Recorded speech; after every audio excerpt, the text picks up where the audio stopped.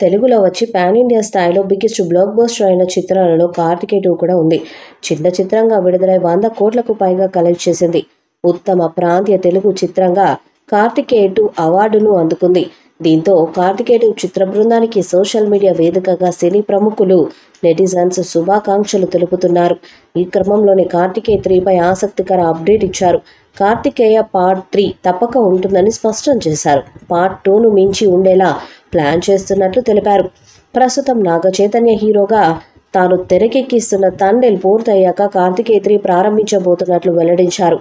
కార్తికేయ 2కు జాతీయ అవార్డు రావడంపై సంతోషాన్ని వ్యక్తం చేశారు హీరో నిఖిల్. ఈ మేరకు సోషల్ మీడియాలో ఓ వీడియోను విడుదల చేశారు. మన కార్తికేయ 2 జాతీయ అవార్డుకు ఎంపిక అవ్వడం చాలా సంతోషంగా ఉంది.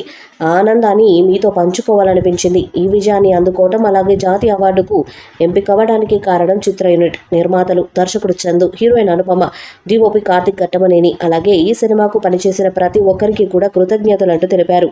ఈ సినిమాలోని నటీనటులు వారి పాత్రలకు 100% న్యాయం చేసి సినిమాను మరో స్థాయికి తీసుకెళ్లారు.